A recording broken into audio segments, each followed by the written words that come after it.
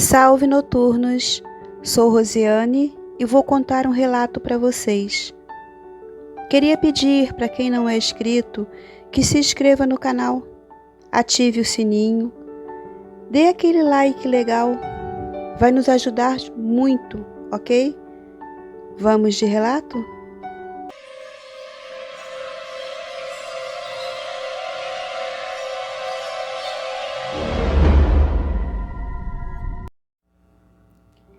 Saudações, amigos do canal Apesar da Noite.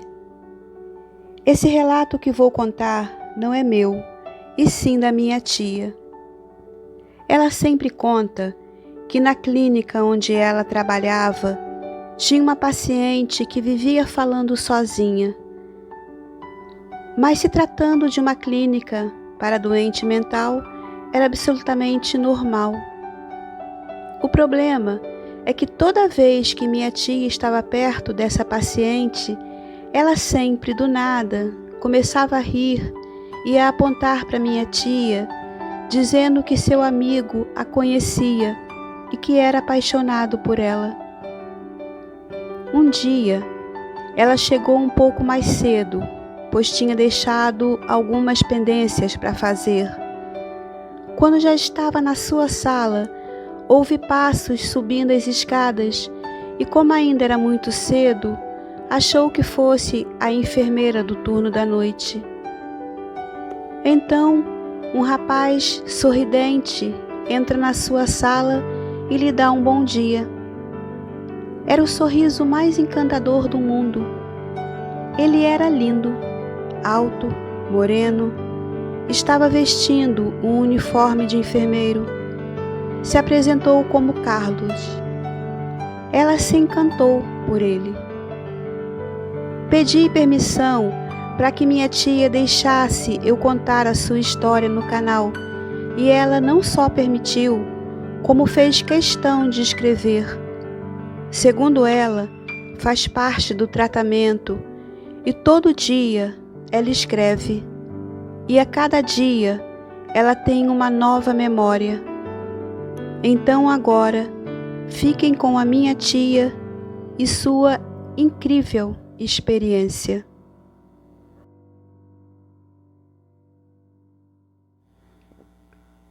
Na época dos fatos, era uma mulher de 34 anos, médica, divorciada, sem filhos. Sempre me considerei uma mulher equilibrada, mas devo confessar que à primeira vista me encantei por Carlos. Bom, para que o relato não fique muito longo, vou pular a parte em que primeiro nos tornamos amigos e depois namorados, e vou logo para a parte em que fomos morar juntos. Devo dizer que sempre fui muito discreta, e Carlos idem.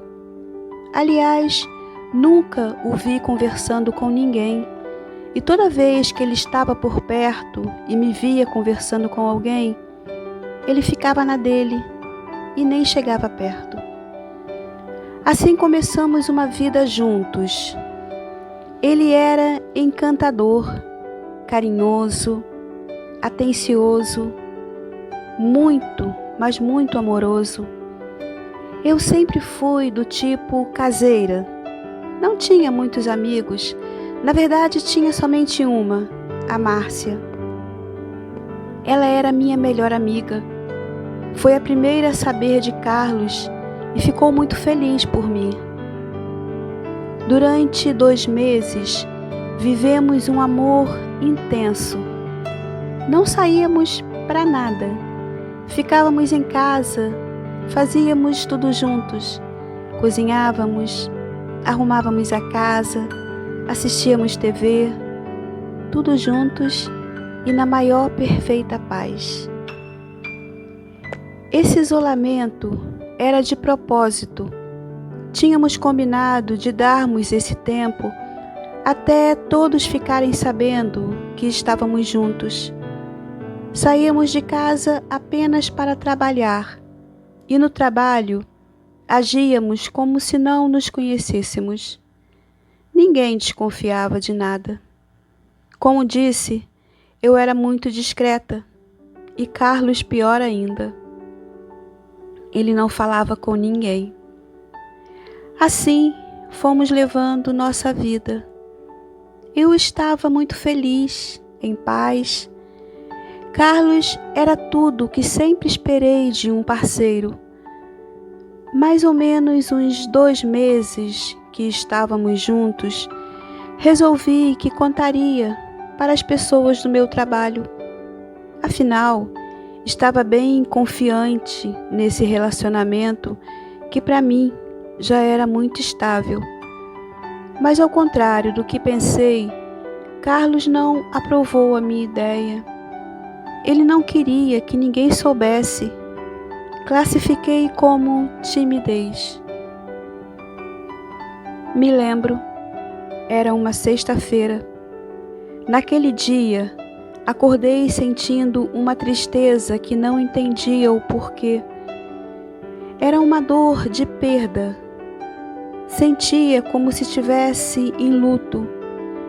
Não entendia o porquê, pois estava vivendo o melhor momento da minha vida. Carlos já tinha saído. Liguei para Márcia e combinamos um jantar na minha casa.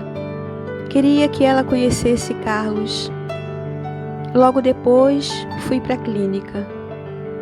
Assim que cheguei, vi aquela paciente que mencionei no começo do relato. Ela estava conversando com Carlos. Quando passei por ela, ela deu aquele sorriso estranho e me disse: "Meu amigo gosta de você." Sorri para ela e acenei discretamente para Carlos. Entrei na minha sala e comecei o meu dia. Mais ou menos às 10 da manhã, saí da minha sala e encontrei com Carlos no corredor. Paramos um pouco para conversar. Nesse momento, a doutora Eliana passou por nós. Me olhou estranho. Pensei em chamá-la para apresentar Carlos, mas ela passou rapidamente.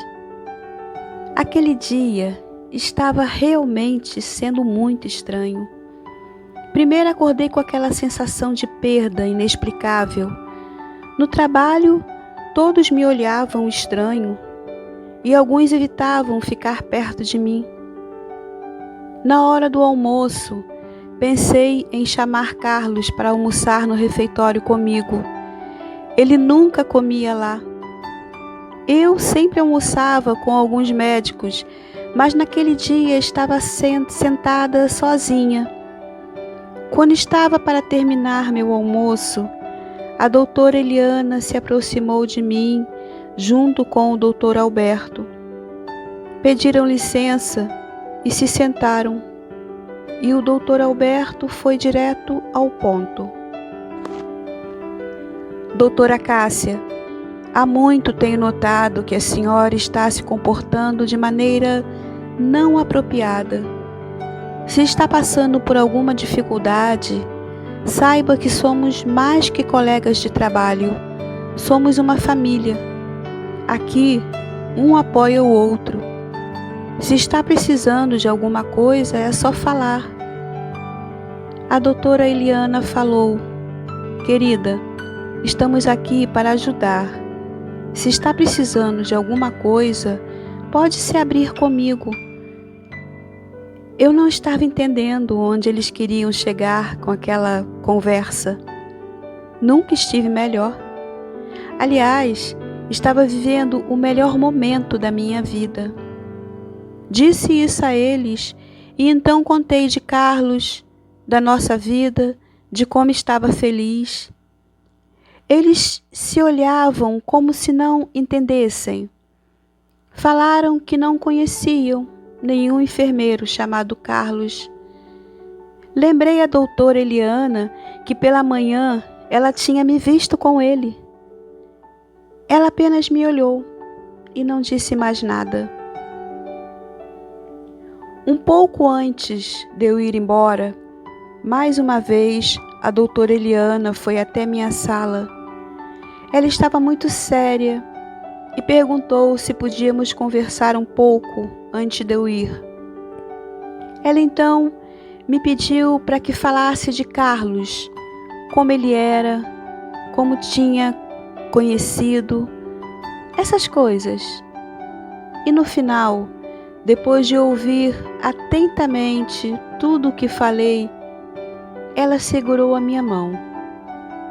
Querida Cássia, eu e o Dr. Alberto fizemos uma pesquisa e não entrou nenhum enfermeiro chamado Carlos aqui na nossa clínica. E hoje pela manhã, quando te vi no corredor, você estava sozinha, falando sozinha. E tem sido assim ao longo desses meses.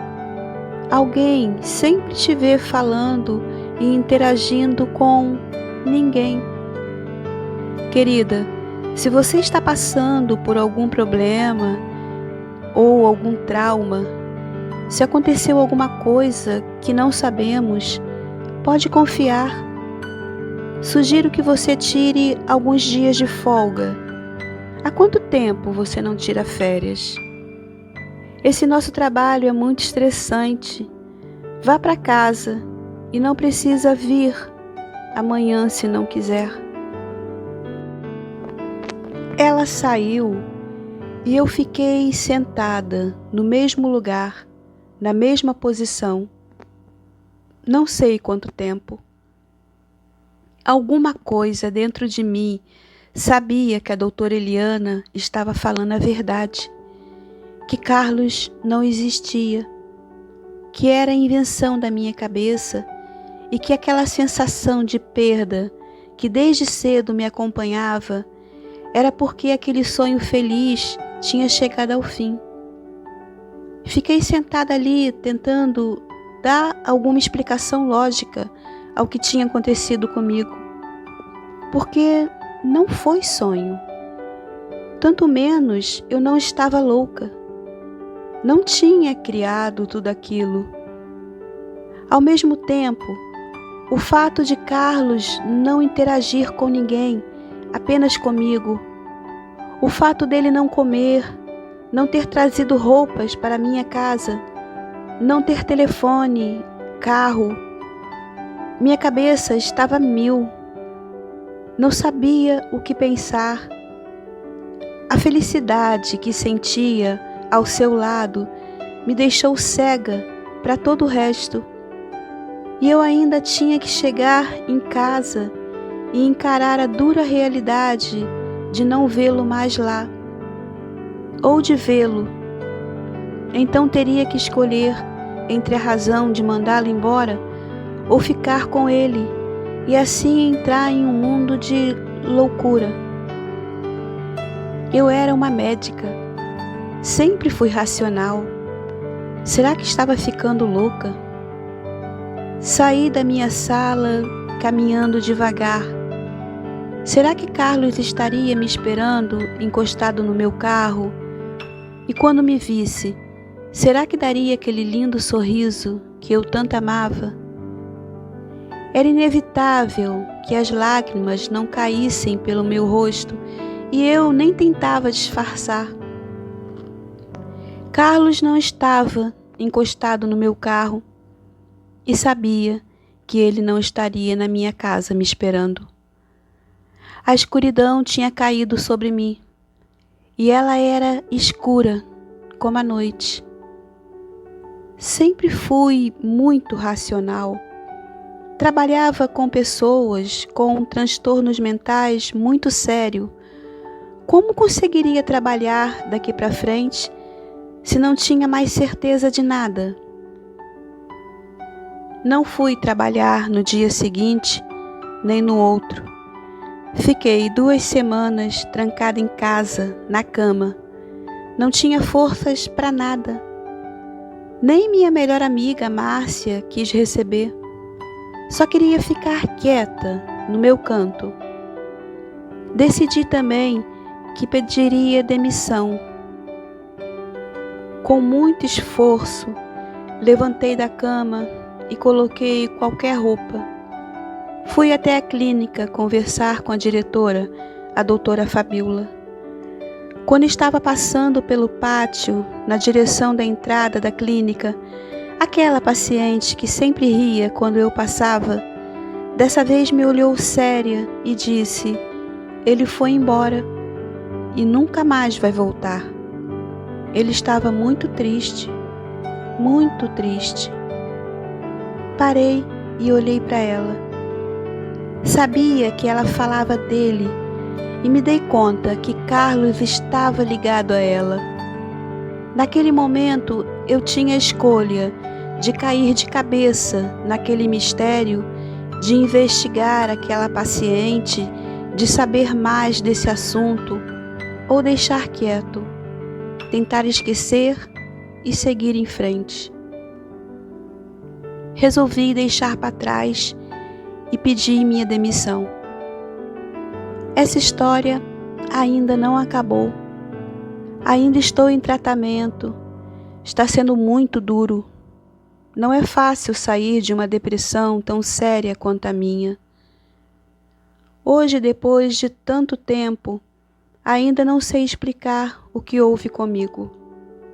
A ciência chama de desvaneio excessivo.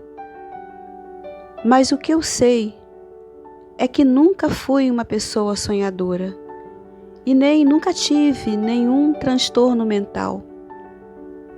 Várias vezes me peguei perguntando se Carlos era algum amor de outras vidas e que talvez aquela paciente fosse também alguém que conheci em outra vida. O fato de ser uma médica atrapalhou muito meu processo de cura e ainda atrapalha. A ciência tem explicação para tudo, menos para casos como o meu, pois sei que não estou louca. Sinto que ainda encontrarei Carlos. Não sei explicar, mas sinto. Hoje estou retornando à minha vida aos poucos e ainda não consigo dizer se essa história acabou ou se ainda nem começou.